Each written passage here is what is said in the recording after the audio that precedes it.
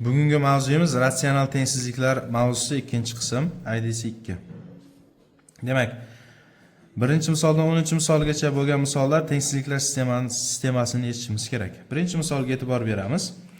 Ikkita tengsizlik bor, har birini yechimini olamiz. Demak, birinchisi x kichkina 3 dan, ikkinchisi x - 1 ko'paytirilgan x + 5 katta yoki kichkina yoki teng 0 dan. Ikkinchi tengsizligimizni yechish uchun oraliqlar usulidan foydalanamiz. x - 1 0 ga tenglasak x teng 1 bo'ladi. x + 5 0 ga tenglaydigan bo'lsak x teng -5 bo'ladi.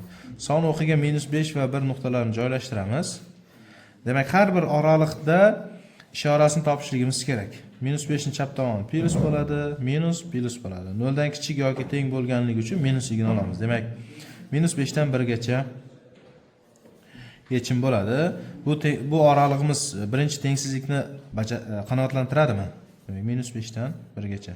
Birinchi tengsizligimiz 3 dan kichkina bo'lsin deganda, demak qanoatlantirilganligi uchun javob -5 dan 1 gacha bo'ladi. Agar eng katta eng kichik butun sonni so'rasa, javob oralig'idan olib qo'yishimiz mumkin bo'ladi. Keyingi misollarga e'tibor beramiz. 2 3 1 ga o'xshaydi. 4-misol 2x - 3 katta 1 dan, x kvadrat - 3x kichik yoki teng 0 dan. Demak, birinchisini ishlaymiz. 2x katta -3 ikkinchi tomonga plus bo'lib o'tadi, 4 dan bo'ladi. 2 ga bo'lib yuborsak x katta 2 dan. Demak, birinchi tengsizligimiz 2 dan cheksizlikkacha degan yechimga ega. Ikkinchisimiz x ni qavsdan tashqariga chiqarib yuboradigan bo'lsak, x - 3 kichik yoki teng 0. Buni son o'qiga qo'yib, oraliqdagi ishoralarni topsak, plus minus plus bo'lsa, 0 dan kichik yoki teng bo'lgan oraliq 0 dan 3 gacha. Ikkalasi ham kiradi. Shuning uchun to'rtcha qavs qo'yamiz. Endi javobni birlashtiramiz. Demak, birinchisi 2 dan cheksizlikkacha, ikkinchisi esa 0 dan 3 gacha.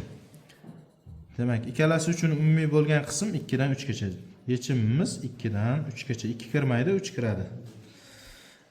Demak, bu yerda nechta butun yechimga ega desa, bitta, faqat 3. Keyingi misolimiz 5-chi, 6-chi, 7-chi, 8-chi misollar bir-biriga o'xshab ketadi. 8-misolni birgalikda ko'ramiz. x kvadrat - 3x - 4 kichik 0 dan, x kvadrat - 3x + 2 katta yoki teng 0 dan. Buni biz ko'paytuvchiga ajratishligimiz kerak. Yuqori qismini ko'paytuvchiga ajratsak, x - 4 x + 1 bo'ladi. Sababi qo'shsak 3, ko'paytirsak 4 chiqadigan sonlar 4 va -1. Ko'paytuvchiga ajratish formulasi a x - x1 x - x2 ga olib kelsak, mana shunday ko'rinishga keladi. Kichkina 0 dan pastki qismini ajratadigan bo'lsak, x - 2 x - 1 katta yoki teng 0 dan. Demak, birinchi tengsizligimizni son o'qiga joylashtiramiz. -1 o'tur. Ishoralar plus minus plus bo'ladi. Buni topishimiz kerak albatta. 0 dan kichkina bo'lgani -1 dan 4 gacha. Ikkinchi tengsizligimiz son o'qiga qo'yadigan bo'lsak, 1 u 2 bo'lsa, plus minus plus bo'ladi. 0 dan katta yoki teng bo'lsa, 2 cheti olinadi. Javobni birlashtiramiz. Demak, birinchi oralig'imiz -1 dan 4 gacha, ikkinchisi esa 1 ning chap tomoni, 2 ning o'ng tomoni. Demak, ikkalasi uchun umumiy bo'lgan qismi -1 dan 1 gacha, 2 dan 4 gacha. Qavslarga e'tibor beramiz. Demak, 1 va 2 to'rtburchak qavs bo'lishligi kerak, sababi teng belgisi bor. -1 va 4 oddiy qavs bo'ladi, sababi qat'iy tengsizlik. Mana shu ko'rinishdagi yechim hosil bo'ladi. 9-chi, 10-chi misollar bir-biriga o'xshaydi. 9-misolga e'tibor beramiz.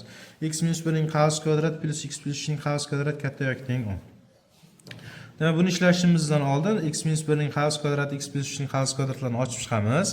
10 ni chap tomonga o'tkazib, sodda ko'rinishga keltiramiz va ko'paytuvchilarga ajratib hisoblab qo'yamiz. Keyingi misollarga e'tibor beramiz.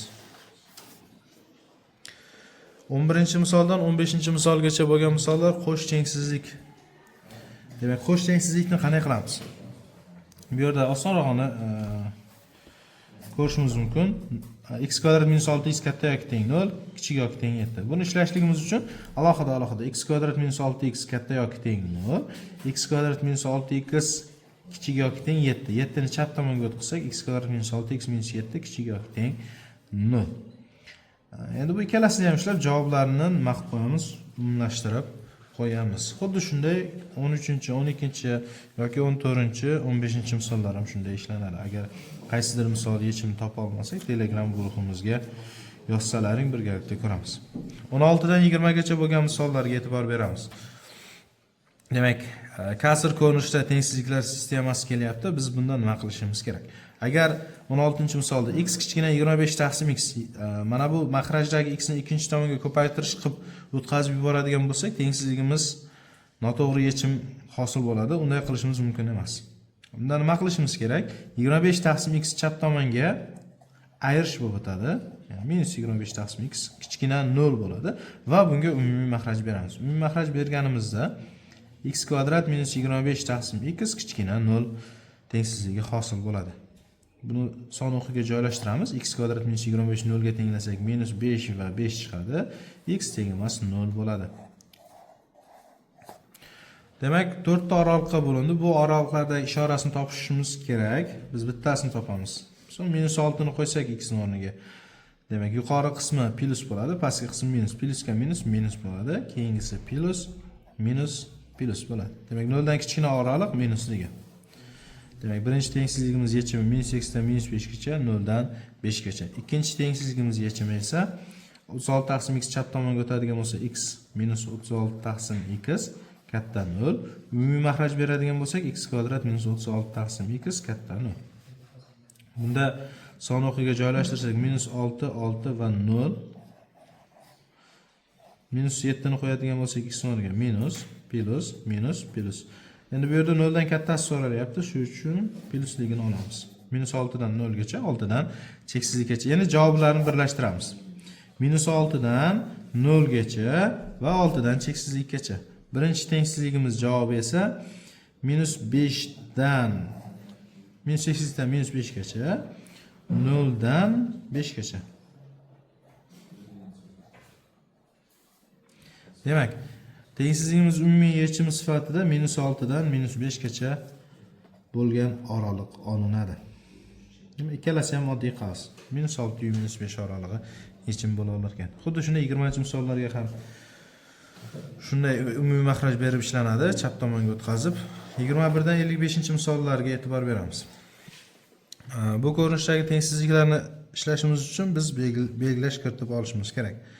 Misol uchun 24-misol. X ning 4-si minus 5x kvadrat plus 4 katta 0 dan. Demak, x kvadratni t deydigan bo'lsak, x ning 4-si t kvadrat bo'ladi. T kvadrat minus 5 ta t qo'shilgan 4 katta yoki teng 0 dan. Endi ko'paytuvchiga ajratadigan bo'lsak, t minus 4, t minus 1 katta yoki teng 0 dan. Mana shu joyda t ni nima deb belgilagandik? X kvadrat deb belgilagandik. O'sha x kvadratni olib kelib qo'yamiz. X kvadrat minus 4, x kvadrat minus 1 katta yoki teng 0. X kvadrat minus 4 bilamiz, ikkita ko'paytuvchiga ajraladi. Ya'ni x minus 2, x plus 2, x kvadrat minus 1 ham x minus 1, x plus 1 katta yoki teng 0. Demak, musbat oraliqni olishimiz kerak. Son o'qiga joylashtiradigan bo'lsak, minus 2, minus 1, 1 va 2. 5 ta oraliqqa bo'lindi. 0 ni qo'yadigan bo'lsak, x ni o'rniga minus plus minus plus. 2 ta minus, 2 ta plus. Bu degani plus degani, keyingisi minus plus minus plus bo'ladi. Demak, plus minus plus minus almashib kelaveradi. Qachon almashmay kelishi mumkin? Mana shu o'zgarishi mumkin agar qavs kvadrat bo'lsa, x minus nimaningdir qavs kvadrati bo'lsa yokida modul bo'lsa boshqacha bo'ladi. Kasr surat makrajida bir xil ko'paytuvchi bor bo'lsa ham boshqacha bo'ladi. Unda har bir oraliqdagi sonni qo'yib ko'rishimiz kerak. Bizdan 0 dan kattasi so'ralyapti, shuning uchun plusligini olamiz. Minus 8 dan minus 2 gacha, minus 1 dan 1 gacha va 2 dan cheksizlikgacha. Demak, to'rtburchak qavs bekorga qo'yilmadi, teng belgisi bor bo'lganligi uchun qo'yildi. 25-misol ham shunday. 26-misolga e'tibor beramiz. Agar x kvadrat minus x ni t desak, bu t plus 1 bo'ladi. Bunisi esa t plus 3 bo'ladi. Kichkina 15. Qavsni ochib chiqamiz. T kvadrat plus 4 t plus 3 minus 15 kichkina 0. 15 chap tomonga arish bo'lib o'tdi. Endi buni ko'paytuvchiga ajratamiz. 3 dan 15 narsaga minus 12 kichik yoki teng 0. Qo'shsak minus 4, ko'paytirsak minus 12 bo'lgan sonlar minus 6 bilan 2 bo'ladi. Ya'ni t plus 6 t minus 2 kichik yoki teng 0. Endi t ni o'rniga x kvadrat minus x ni olib kelib qo'yamiz. X kvadrat minus x plus 6 x kvadrat minus x plus minus 2 kichik yoki teng 0. Ko'paytuvchiga ajratishimizga to'g'ri keladi. Birinchi qavsimiz x kvadrat minus x plus 6 ko'paytuvchiga ajralmaydi. Sababi diskriminant manfiy. Diskriminant manfiy bo'lsa, x ni o'rniga son qo'yib ko'ramiz. Ixtiyoriy bitta son. Qulay bo'lish uchun 0 qo'yib ko'ramiz. X ni o'rniga 0 qo'yadigan bo'lsak, 0 0 plus 6 musbat bo'ladi. Demak, ko'paytmamiz manfiy bo'lishligi uchun ikkinchi tengsizligimiz 0 dan kichik yoki teng bo'lishi kerak. Buni ko'paytuvchiga ajratadigan bo'lsak, x minus 2 x plus 1 kichik yoki teng 0 bo'lishi kerak. Yechimimiz son o'qiga qo'yib hisoblasak minus 1 dan 2 gacha degan oraliq kelib chiqadi. Ikkalasi ham to'g'ri qarshi bo'ladi. Keyingi misollar ham 27, 28, 29 misollar ham xuddi shunday belgilash kiritib ishlanadigan misollar. 30, 31, 32, 32 misollarga e'tibor beraylik. Bu yerda 4 ta qavs bor. Ko'paytma kichkina qandaydir sondan yoki katta qandaydir sondan. Bu ko'rinishdagi misollarni ishlashdan oldin, demak biz bundan oldingi ko'rinishdagi 25, 26, 27 misollarga o'xshash ko'rinishga keltirib olishimiz kerak. Buning uchun qaysidir ikkita qavsni bir-biriga ko'paytirib yuborishimiz kerak. Demak, bu yerda 4 ta qavs bor, misol 31-misolda. Qaysilarni bir-biriga ko'paytirishimiz kerak degan savol tug'ilsa, bu yerda x minus 4 dagi 4 minus 4 ga minus 1 ni qo'shadigan bo'lsak minus 5, minus 2 ga minus 2 ni qo'shadigan bo'lsak minus 5. Qaysilarni yig'indilari teng bo'lsa, shularni ko'paytiramiz. Misol minus birinchisiga ikkinchisini ko'paytirmaymiz, sababi minus 4 ga minus 3 minus 7, minus 2 ga minus 1 minus 3 teng bo'lmay qoladi. Qaysilar teng bo'lsa, shuni ko'paytiramiz. Demak, x minus 4 ga x minus 1, x minus 3 ga x minus 2. X minus 4 ga x minus 1 ni ko'paytirsak, x kvadrat minus 5x plus 4 ko'rinishidagi ifoda hosil bo'ladi. X minus 3 ga x minus 2 ni ko'paytirsak, x kvadrat minus 5x plus 6 ko'rinishidagi ifoda hosil bo'ladi. Ikkalasida ham x kvadrat minus 5x umumiy bo'lib qoldi. Shuning uchun t deb belgilab olsak bo'ladi yoki x kvadrat minus 5x plus 4 ni t deb belgilab olsak ham bo'ladi. Keyingi misollarga e'tibor beramiz. 33-misolda x minus 2 ning 4-darajasi x minus 2 ning kvadrati minus 7 kichik 0. Demak, bu yerda x minus 2 ning qavs kvadratini t deydigan bo'lsak, t kvadrat plus 6t minus 7 kichkina 0 bo'ladi. Nimani t deganimiz alohida yozib qo'yishimiz kerak. X minus 2 ning qavs kvadratini t dedik. Endi buni ko'paytuvchiga ajratamiz. Kvadrat tengsizlik bo'ldi. Qo'shsak minus 6, ko'paytirsak minus 7. Demak, t minus t plus 7 t minus 1 kichkina 0 ko'rinishidagi tengsizlik hosil bo'ladi. Endi t o'rniga nimani t degandik, o'shani olib kelib qo'yamiz. X minus 2 ning qavs kvadratini t degandik. X minus 2 ning qavs kvadratini olib kelib qo'yamiz. Qavs kvadrat olib chiqadigan bo'lsak, x kvadrat minus 4x plus 4 plus 7 x kvadrat minus 4x plus 4 minus 1 kichik 0. Demak, 4 ga 7 ni qo'shadigan bo'lsak, x kvadrat minus 4x plus 11 x kvadrat minus 4x plus 3 kichik 0. Endi ko'paytuvchiga ajratamiz. Mana bu yer adashmasam diskriminant 0 dan kichik, manfiy. X ni o'rniga 0 qo'yib ko'rsak, musbat ifodaning qiymati musbat bo'ladi. Demak, ikkinchi tomonimiz manfiy bo'lishi kerak. Sababi plusga minus ko'paytirsak 0 dan kichkina bo'ladi. X kvadrat minus 4x plus 3 0 dan kichkina bo'ladigan oraliqni topishimiz kerak. Buning uchun ko'paytuvchiga ajratamiz. X minus 3 x minus 1 kichkina 0. Demak, buni hisoblaydigan bo'lsak 1 3 bo'lsa, plus minus plus bo'ladi. Minus oraliq 1 dan 3 gacha. Demak, tengsizligimiz yechimi 1 dan 3 gacha bo'lgan oraliq bo'ladi. Keyingi misollar ham xuddi shunday ishlanadi. 36-37 ga e'tibor beramiz. Bu misollar belgilash kiritishga, shu holatda belgilash kiritish murakkab. Nima uchun? Biz x minus 1 ning qavs kvadratini t desak, bu nima bo'ladi? O'xshamaydi bir-biriga. Bu yerda nima qilishimiz kerak? Bu yerda x minus 1 ning qavs kvadratini ochib yuborishimiz kerak. X minus 1 ning qavs kvadratini ochib yuboradigan bo'lsak, birinchisiga teginmaymiz. X kvadrat minus 2x plus 1 bo'ladi. 13 ni chap tomonga o'tsak, minus 13 kichik yoki teng 0. E'tibor beramiz, x kvadrat minus 2x bu x kvadrat minus 2x ning qavs kvadrati. Demak, x kvadrat minus 2x ni t deb belgilab olamiz. T kvadrat plus t birdan 10 ishlatsak minus 12 kichik yoki teng 0 bo'ladi.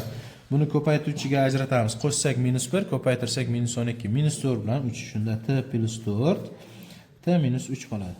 Bu boyagi misollarga o'xshab qoldi. T ning o'rniga nimani belgilagan bo'lsak, o'shani olib kelib qo'yib hisoblab qo'yishimiz mumkin bo'ladi. 38, 39, 40, 41 misollar, keyingi misollarga e'tibor beramiz. Agar tengsizligimiz ikkala tomonda bir xil darajalar bor bo'lsa, agar u daraja toq bo'ladigan bo'lsa, tashlab yuborishimiz mumkin bo'ladi.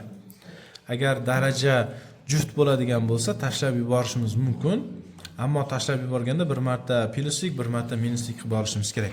Hozir 38-misolda darajalar toq, demak shunday tashlab yuboramiz. X katta 5 bo'ladi. Ya'ni 5 dan cheksizlikkacha. 39 ham shunday. 40-misolga e'tibor beramiz. X ning 4-chisi kichik yoki teng x ning 7-chisidan. Demak, bu yerda x ning 4-chisiga bo'lib yuborsak bo'ladi ikkala tomonni ham. X ning 4-chisiga bo'lib yuborsak, x ning 4-chisini 0 ga teng deb olamiz. Nima qoladi bu yerda? 1 kichik yoki teng x ning kubi. Demak, x ning kubi katta yoki teng 1 dan. X katta yoki teng 1 bo'ladi. Sababi 1 ni 1 ning kubi deb olsak bo'ladi. Demak, 1 dan katta yoki teng bo'lgan oraliq 1 dan cheksizlikkacha va 0 ni alohida yechim sifatida olishimiz kerak. Sababi 0 qo'yadigan bo'lsak 0 teng 0 tengsizligimiz bajariladi. 41-misolga e'tibor beramiz. Daraja juft bo'lsa nima qiladi dedik? Daraja juft bo'lsa, bir marta plus, bir marta minus qilishimiz kerak. Ya'ni minus 3 ning ham 8-chisi 8-darajasi 3 ning 8-darajasiga teng bo'lganligi uchun. Bu yerda 8 lar tashlab yuboradigan bo'lsa, x kichik yoki teng 3 yokida x katta yoki teng minus 3. Minus qo'yganimizda tengsizlik ishorasini o'zgartirishimiz kerak. Demak, javob minus 3 dan 3 gacha bo'ladi. Sabab 3 dan kichik yoki teng chap tomon, minus 3 dan katta yoki teng o'ng tomon. Minus 3 dan 3 gacha. Keyingi misollarimiz ham xuddi shunday. Daraja toq bo'lsa tashlab yuboramiz, daraja juft bo'lsa bir marta plus, bir marta minus qilib olamiz. Xo'p, mana bunday ko'rinishdagi misollar. 45-misolga x ning 18-sini nima deyishimiz mumkin? X ning kvadratining 9-si. Endi 9 lar toq bo'lganligi uchun tashlab yuboramiz. 3x minus 2 katta yoki teng x kvadrat, 3x minus 2 chap tomonga o'tadi. X kvadrat minus 3x plus 2 kichik yoki teng 0. Bu tengsizlikni biz hisoblay olamiz. Keyingi misollar ham xuddi shunday. Agar daraja juft bo'lsa, bir marta o'zidagi, bir marta minusligi, daraja toq bo'lsa, tashlab yuboramiz, oddiy tengsizlik hisoblab qo'yamiz, bo'ldi. Endi 50-misoldan keyingi misollarga e'tibor beramiz. Agar biz buni chap tomonga ayirish qilib o'tkazib, umumiy mahraj berib ishlasak, juda murakkablashiib ketadi. Buni qulay usuli nima qilish? Qisqartirib yuborish. X kvadrat kichik yoki teng, yuqorisidan suratidan 25 ni qavsini tashqariga chiqaradigan bo'lsak, x plus 5 qoladi, taqsim x plus 5. X plus 5 lar qisqartirib yuborsak bo'ladimi? Bo'ladi. Faqat aniqlanish sohasini hisobga olib qo'yishimiz kerak. Ya'ni x plus 5 teng emas 0 bo'lishligi kerak. X teng emas minus 5. Demak, minus 5 degan qiymatni chiqsa, uni ola olmaymiz. Nima qoldi keyin qisqartirib yuborganimizdan so'ng? X kvadrat kichik yoki teng 25. 25 chap tomonga o'tkazadigan bo'lsak, x kvadrat minus 25 kichik yoki teng 0. X minus 5, x plus 5 kichik yoki teng 0 bo'ladi. Buni son o'qiga qo'yadigan bo'lsak, minus 5 dan 5 gacha bo'ladi. Plus minus plus oralig'i hosil bo'ladi. Biz 0 dan kichigini olishimiz kerak. 0 dan kichigi minusi. Ya'ni minus 5 dan 5 gacha, faqat minus 5 to'rtburchak qavs bo'lmaydi. Sabab teng belgisi bor bo'lsa ham bu mahrajni 0 ga aylantirib qo'yadi. Demak, minus 5 dan 5 gacha. 5 esa to'rtburchak qavs bo'ladi. Mana shu yechim bizning tengsizligimizning yechimi bo'ladi. Keyingi misollar ham xuddi shunday ishlanadi. 51-misol. 52-misolga e'tibor beramiz. 52-misolda agar umumiy mahraj berib hisoblaydigan bo'lsak to'g'ri bo'ladi, lekin misolimiz murakkablashib ketadi. Bu yerda nima qilishimiz kerak? X kvadrat minus 3x ni x minus 3 ga bo'lib yuboramiz, 1 ni x minus 3 ga bo'lib yuboramiz. X kvadrat minus 3x taqsim x ni qarsini tashqari chiqarsak, x minus 3 taqsim x minus 3 plus 1 taqsim x minus 3. Qo'shilgan 1 taqsim x minus 2 katta yoki teng x. X minus 3 lar qisqaradi, faqat x teng emas 3 deb, x teng emas 2 deb olishimiz kerak, sababi mahraj 0 ga teng bo'lmaydi va bu yerda x qoladi. x ikkinchi tomonga o'tsa x bilan ham qisqarib ketadi. Bu bizda 1 taqsim x minus 3, 1 taqsim x minus 2 katta yoki teng 0 tengsizligi hosil bo'ladi. Umumiy makhraj beradigan bo'lsak, bunga x minus 2 tadan, bunga x minus 3 tadan qo'shsak, x minus 2 qo'shilgan x minus 3 taqsim x minus 3, x minus 2 katta yoki teng 0. Yani bu tengsizlik ishlab qo'yishimiz mumkin bo'ladi. 54-misolga ham e'tibor beramiz. Bu yerda ham xuddi shunday. Ikkita kasr bor faqat. X kvadrat minus 2x ni x minus 2 ga, 1 ni x minus 2 ga, x kub minus 3x kvadratni x minus 3 ga, 2 ni x minus 3 ga bo'lib yuboramiz. Oxirida minus 1 taqsim x minus 2 qo'shilgan 2 taqsim x minus 3 kichik yoki teng 0 tengsizligi hosil bo'ladi. Va hokazo. Masalalarga e'tibor beramiz. X kvadrat minus 3x mana shu tengsizligimiz sistemaning butun yechimlari yig'indisini toping. Demak, misolga o'xshab ishlaymiz. Sistemamiz yechimlari chiqadi. O'sha oraliqni qanoatlantiruvchi butun yechimlarni yig'indisini topib qo'yamiz. Agar tengsizligimiz -5 dan agarda 5 gacha degan oraliqda yechim chiqsa, buni butun yechimlar yig'indisi 0 bo'ladi. Sababi -5 va 5 oraliqdagi butun sonlar bir-biriga qarama-qarshi bo'lgan sonlar. Uning yig'indisi 0 bo'ladi. Butun yechimlar nechta yig'indisi so'ralsa, oddiy o'sha yechib oraliqdagi sonlarni sanab qo'yamiz. Yetarli bo'ladi. Endi funksiyaning aniqlanish sohasini topish. Funksiyaning aniqlanish sohasini topish, agar funksiya ildiz bo'ladigan bo'lsa, ildiz ostidagi ifoda har doim 0 dan katta yoki teng bo'lishi kerak. Agar funksiyada kasr qatnashsa, kasrning mahraji teng emas 0 bo'lishi kerak. 60, 61, 62, 63, 64, ya'ni 65-misollar bir-biriga juda ham o'xshaydi. Sabab hammasida ildiz bor, hammasidagi ildiz ostidagi ifoda 0 dan katta yoki teng bo'lishi kerak. Misol uchun 63. X minus 2 taqsim 7 minus x katta yoki teng 0. 7 bilan x ni joyini almashtirish uchun minusga ko'paytirib yuborsam, x minus 2 taqsim x minus 7 kichik yoki teng 0 bo'ladi. 2 va 7 nuqtalari son o'qida joylashadi va ishoralar plus minus plus bo'ladi. 0 dan kichigi 2 dan 7 gacha. Demak, 2 to'rtburchak qavs bo'ladi, 7 oddiy qavs bo'ladi. Oddiy qavs bo'lishining sababi mahrajidan chiqqan son uni 0 ga aylantiruvchi qiymat bo'ladi, shuning uchun olinmaydi. Shuning uchun oddiy qavs bo'ladi. Teng belgisi bor bo'lsa ham. Keyingi misollar 66, 67, 68, 69, 70-misollar qanday ishlanadi? Agar ildiz bo'lganida 0 dan katta yoki teng deb olamiz. Agar ildiz mahrajda bo'lsa-chi, 0 mahraj 0 ga teng bo'lishi mumkin emas-ku. Shuning uchun faqat 0 dan katta deb olamiz. Demak, x kvadrat minus 9 katta yoki teng 0, 7 minus x katta 0. X ni nari tomonga o'tqizsak, x kichkina 7, x kvadrat minus 9 ko'paytiruvchiga ajratsak, x minus 3, x plus 3 katta yoki teng 0. Son o'qiga qo'yadigan bo'lsak, minus 3 ni chap tomon yo'q, bu oraliqqa qo'yiladi. Plus minus plus bo'ladi. 0 dan kattasi 2 cheka olinadi. Ya'ni minus cheksizlikdan minus 3 gacha teng belgisi bor bo'lgancha to'rtburchak qavs 3 dan cheksizlikgacha. Ammo bizda 7 dan kichkina bo'lsin deyapti. Shuning uchun 3 dan cheksizlikgacha emas, 3 dan 7 gacha degan oraliq olinadi va bu yog'i ham 7 oddiy qavs. Minus 8 dan minus 3 gacha va 3 dan 7 gacha yechim bo'ladi. Keyingi misollar ham xuddi shunday. Bugungi mavzumiz shu.